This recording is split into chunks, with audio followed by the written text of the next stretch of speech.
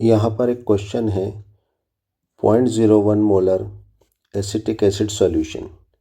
Acetic acid यानी हमारा CH3COOH is 1% ionised, यानी जो 0.01 मोलर सॉल्यूशन है एसिटिक एसिड का वो कितना आयनाइज हुआ है, मात्र 1% आयनाइज हुआ है।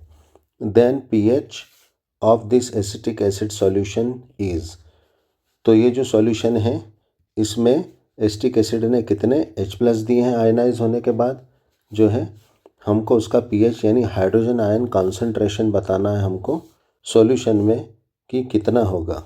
तो ये होगा हमारा आंसर थर्ड, यानी क्या होगा, pH 4 होगा।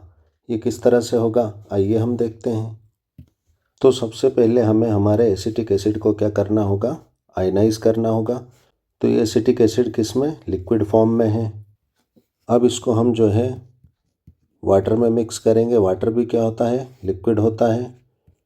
तो इससे हमें क्या मिलेगा, वाटर में डिज़ोल्व करते ही एसिटिक एसिड क्या होगा, आयनाइज हो जाएगा। तो हमें क्या मिलेगा, इसके आयंस मिलेंगे। एक तो क्या मिलेगा, हमें एसीटेट मिलेगा, और दूसरा क्या होगा, इसका जो H+ है वो वाटर मॉलिक्यूल से जुड़ जाएगा और क्या बनाएगा, हाइड्रोनियम आयन बना देगा, H3O+।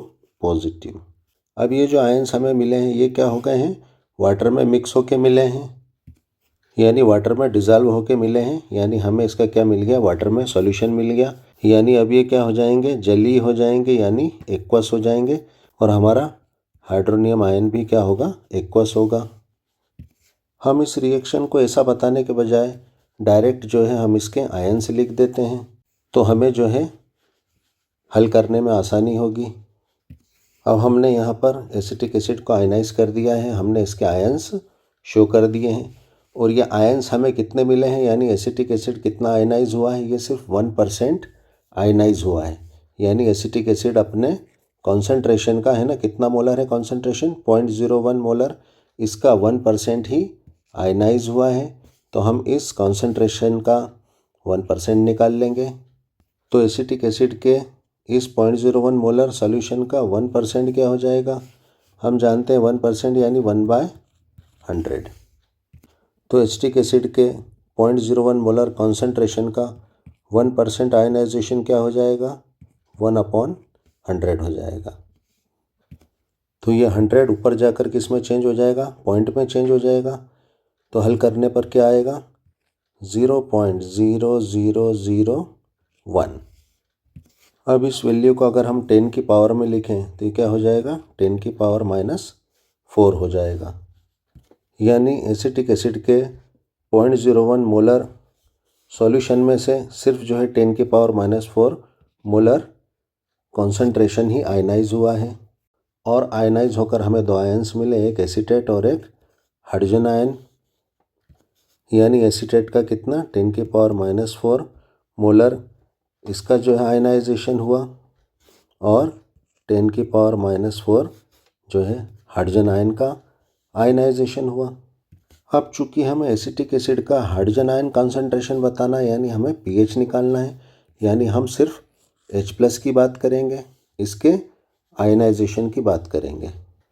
तो H+ कितना आयनाइज हुआ है, 10 की पावर -4 मोलर आयनाइज हुआ है। तो हमें यहाँ पर कौन सा फॉर्मूला अप्लाई करना होगा, जिसमें H+ से pH का रिलेशन हो। तो हमारा ऐसा फार्मूला कौन सा होता है, हमारा यह फार्मूला होता है pH = -log H+। तो यहाँ पर जो है हम H+ की वैल्यू पुट कर देंगे, कितनी है, 10 की पावर -4।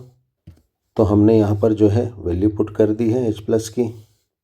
अब यहाँ पर अगर हम देखें तो 10 की पावर क्या है, -4, यानी हम log का कौन सा फार्मूला अप्लाई करेंगे, log m की पावर n।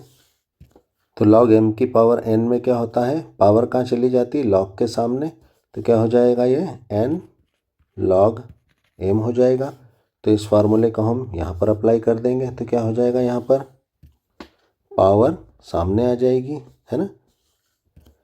तो n log m यानी -4 log 10 हो जाएगा ये, और एक माइनस हमारा यहाँ पहले से है, तो ये माइनस माइनस क्या हो जाएगा, प्लस हो जाएगा। क्या हो जाएगा नेक्स्ट स्टेप में, नेक्स्ट स्टेप में pH क्या हो जाएगा, 4 log 10, और हम जानते हैं log 10 की वैल्यू क्या होती है, 1 होती है ना। log 10 की वैल्यू क्या होती है, 1 होती है। तो हम log 10 की जगह क्या रख देंगे, 1 रख देंगे। तो यहाँ पर क्या हो जाएगा, pH 4 और log 10 की वैल्यू 1, यानी हमारा pH क्या आ जाएगा, 4 आ जाएगा। तो हमारा आंसर यानी एसिटिक एसिड का pH क्या हो जाएगा, 4 आ जाएगा। यानी हमारा आंसर क्या होगा, थर्ड होगा, pH 4। Thanks for watching. Video को लाइक कर देना, फटाफट सब्सक्राइब करो।